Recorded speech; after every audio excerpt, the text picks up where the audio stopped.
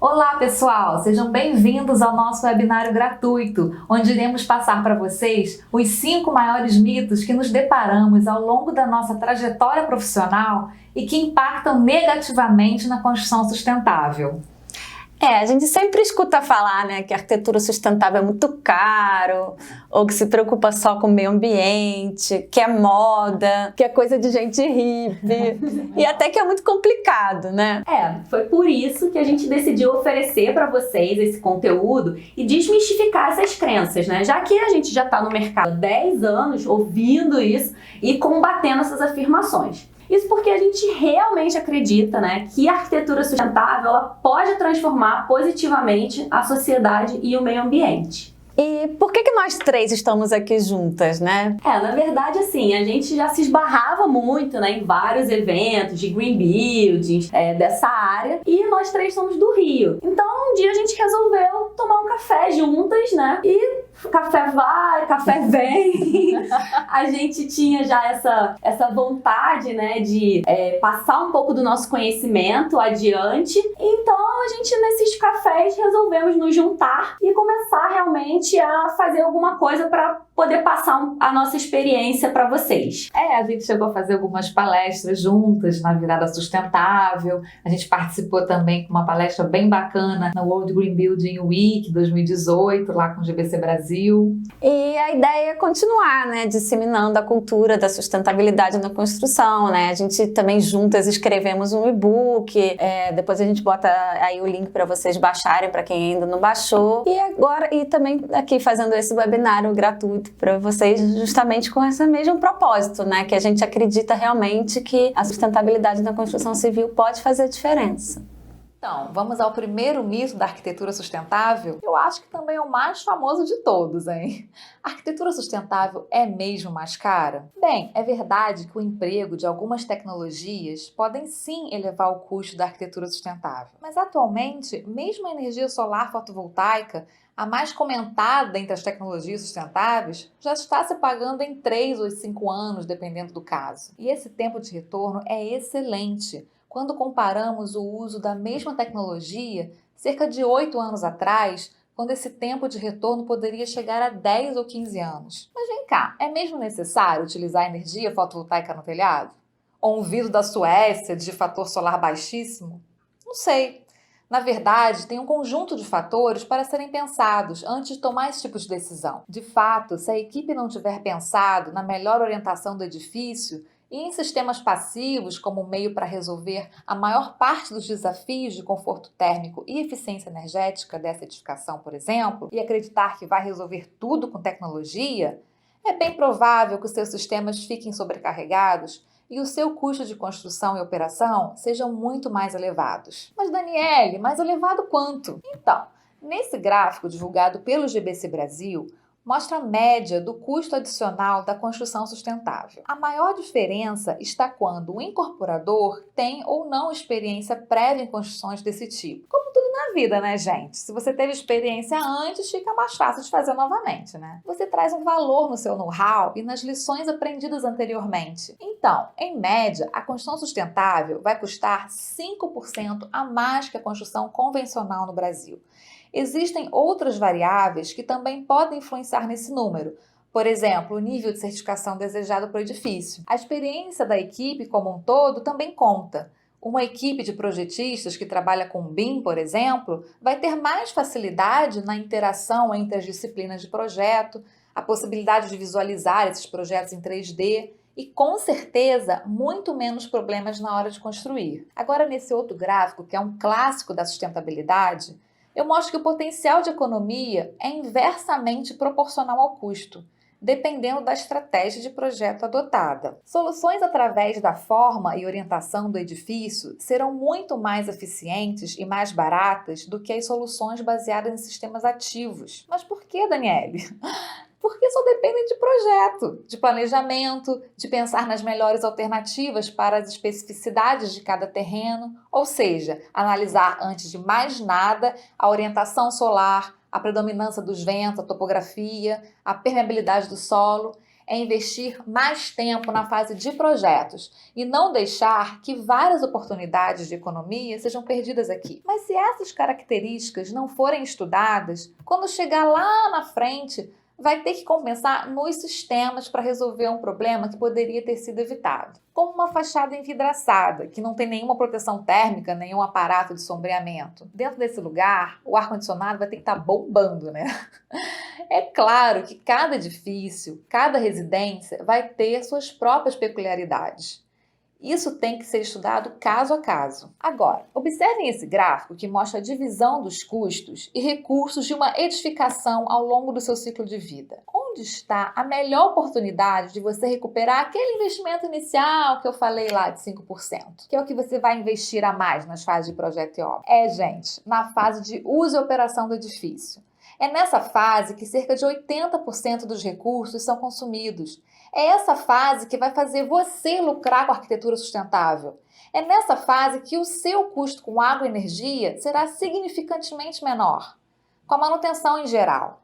Seu custo de operação vai diminuir aproximadamente 35%, que é 7 vezes mais que o investimento adicional. Isso sem falar no aumento de produtividade dos ocupantes, em menores taxas de absenteísmo, que é ótimo para o empresário, né? Ter pessoas trabalhando mais felizes, mais satisfeitas, mais saudáveis, quem não quer, né? Agora, difícil é fazer a nossa cultura pensar em médio e longo prazo.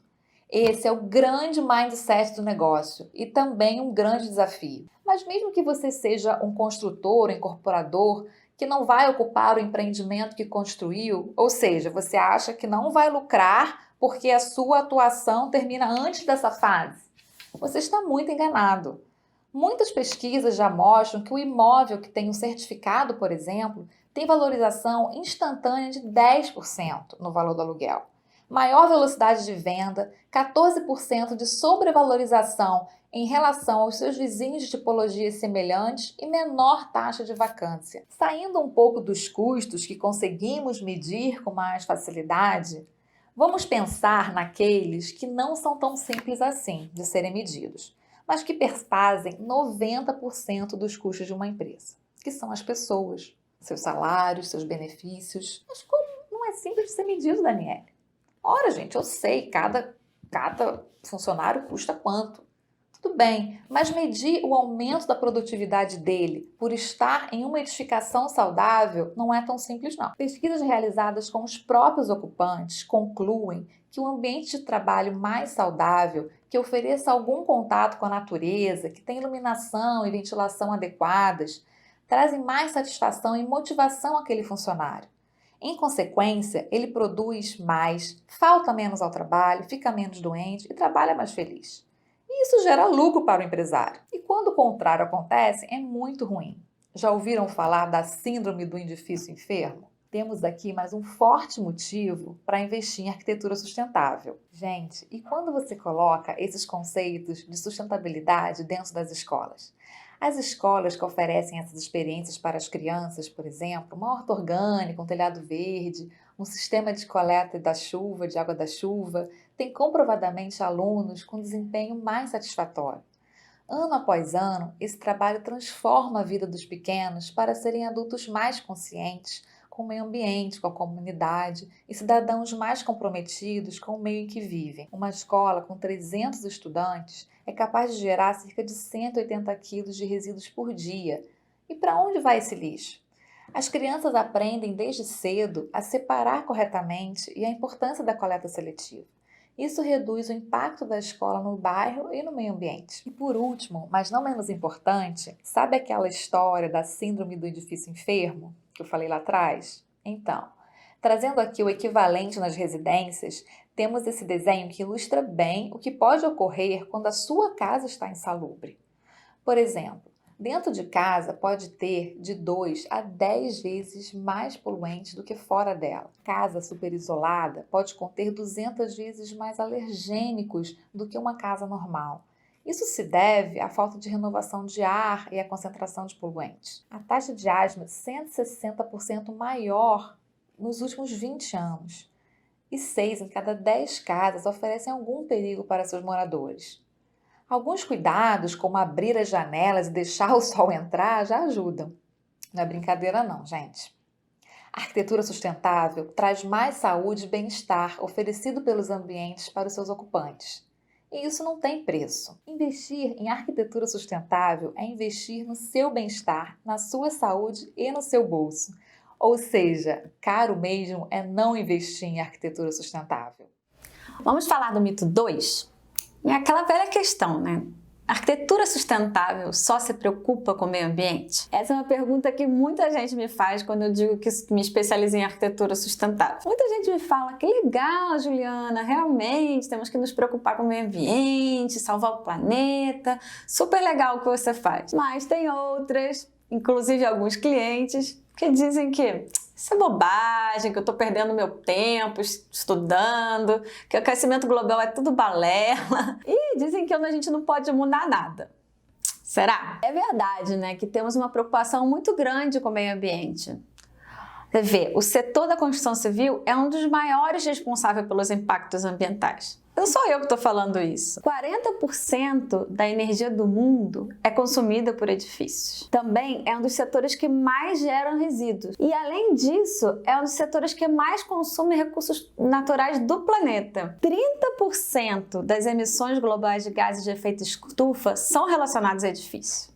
Então, é uma preocupação real, né, que temos. Por isso, construções sustentáveis podem ajudar e muito na redução das mudanças climáticas. Como eu falei, não sou eu que estou dizendo isso. Vários estudos comprovam isso. Então, são muitos os benefícios ambientais de uma construção sustentável, né? Já que a gente impacta tanto, quando a gente faz bem feito, podemos reduzir bastante esses impactos, né? Em média, a gente pode reduzir de 35% das emissões de CO2. Consumo de energia, então, de 20% a 50% de redução. Quer dizer, já é tão caro gerar energia, existe aí uma indústria enorme nesse setor, né? Todo mundo buscando diferentes maneiras de geração, claro que de preferência renováveis, né? Mas se conseguimos reduzir o consumo de energia, é muito melhor, né? E falando, por exemplo, do consumo de água, pode se reduzir de 40% a 50%. Lembra da crise hídrica que tivemos? Olha o quanto pode ser evitado se formos mais conscientes. E dos resíduos gerados, então, como falamos anteriormente, é um dos setores que mais geram resíduos, né? Então, numa construção sustentável é possível reduzir até 80% desses resíduos. 80% é muita coisa, né? Então, apesar de a construção sustentável ter um grande foco no meio ambiente, essa não é a nossa única preocupação. Então, para quem não acredita nada disso, que temos que salvar o planeta, então vamos pensar nos outros pilares da sustentabilidade, né? O pilar social e econômico também são muito importantes, né? Esse famoso tripé. Mas não é só isso, nós também pensamos na questão cultural, na questão histórica. É todo um conjunto, né? É uma coisa holística quando falamos de sustentabilidade. Na verdade, é uma boa arquitetura, né? Que sempre estudamos e sempre que fizemos, mas ela acabou sendo esquecida. E hoje em dia também a gente tem mais tecnologias e novas maneiras de medir se o que a gente faz é realmente sustentável. Quando falamos de social, né, do pilar social, a construção civil é um dos maiores responsáveis pela riqueza mundial e um dos maiores empregadores locais. Então, percebemos logo isso quando tem uma crise econômica, né? A construção civil é um dos maiores afetados. Você vê, maior desemprego acaba sendo na construção civil, quando tem crise, porque somos um dos maiores empregadores nesse setor. Então, tudo isso afeta demais toda a população, né? Não só arquitetos, engenheiros, afeta todo mundo e toda a economia. Então, a gente tem que pensar que nessa preocupação, não só ambiental, mas é uma responsabilidade social que a gente tem. Outra coisa também nesse pilar social, que é muito importante e até exigido em algumas certificações, é cumprir a lei. Parece básico, né? Mas, às vezes, a gente fecha os olhos que o empregado está sem carteira assinada, que está trabalhando mais horas que deveria. Mas isso não pode. Isso não faz parte dos conceitos de sustentabilidade. Temos que nos preocupar com o bem-estar, com a saúde dos trabalhadores. Por exemplo, quando especificamos um material, aquele produto que os trabalhadores estão manipulando, aquele material que ele está manipulando é saudável? Não sei se vocês já ouviram falar nos compostos orgânicos voláteis, por exemplo. Podemos até falar disso depois, quem tiver alguma dúvida e quiser perguntar mais tarde, mas é uma coisa muito prejudicial para quem está manipulando. E fomos nós que especificamos, é nossa responsabilidade.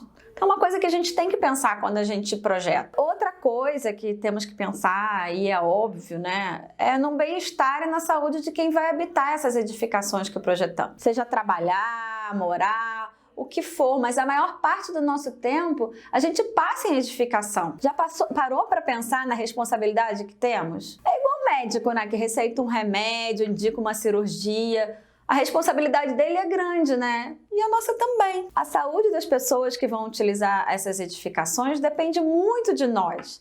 Se pensamos na hora de projetar numa boa iluminação, uma boa ventilação, se o material que especificamos é tóxico. Lembra que a Dani falou da síndrome do edifício doente? Mas não é só a saúde, né, das pessoas. Também temos que pensar no bem-estar, se elas se sentem bem dentro daquele edifício. Vocês já ouviram falar em biofilia? Assim, resumidamente, são os estudos que comprovam que o contato com a natureza faz bem, diminui nosso estresse. Então, trazer o verde para dentro, planta, utilizar materiais que remetem à natureza, isso traz bastante bem-estar. E outro conceito que a gente fala principalmente em escritórios é o de design ativo. É projetar para que as pessoas se mexam, que ela não fique o tempo todo sentada numa cadeira, estimular essa atividade para as pessoas subirem escadas. Tudo isso são conceitos para promover o bem-estar. Ninguém quer só um edifício bonito, né? Queremos nos sentir bem dentro dele. E isso é responsabilidade nossa também. Outra conta que tem que fechar é a parte econômica, né? Não adianta fazermos prédios lindos, maravilhosos, tecnologias inovadoras incríveis, se a gente não tem dinheiro para executar. Faz parte daquele tripé que a gente falou no começo, né? Tudo tem que bater. As edificações têm que gerar valor financeiramente. Mas se elas forem mais caras no começo, mas se pagarem durante a operação, tudo bem, né? Como a Dani falou, e aumentar o valor de aluguel, a revenda. Aí tudo bem, mas quando não bate, não vale a pena. Então a questão financeira é uma coisa muito importante quando falamos de sustentabilidade. O que eu falo muito é que nós, como projetistas, não temos só responsabilidade técnica, se o prédio vai cair ou não, se está tudo sendo executado direitinho. Temos uma preocupação social muito grande por todas as questões que falei anteriormente. E, óbvio, né, a questão ambiental que a gente fala e que às vezes a gente esquece, né? Eu confesso que antigamente, antes de estudar, eu não tinha consciência do impacto das minhas decisões, do material que eu escolhia, por exemplo. E outra coisa é responsabilidade econômica, né? Muitas vezes as pessoas empregam todo o dinheiro das suas economias para construir, né? Tem um valor ali agregado de esforço econômico muito grande, que a gente tem que ter responsabilidade com isso. Temos que projetar para não ter desperdício, para que a manutenção não seja cara, né? Todo o dinheiro que a pessoa investiu, a gente é responsável por isso. Então, realmente não é só uma preocupação ambiental, é muito mais que isso. Vamos pensar nisso tudo e em nossas responsabilidades e vamos agir assim nos nossos próximos projetos?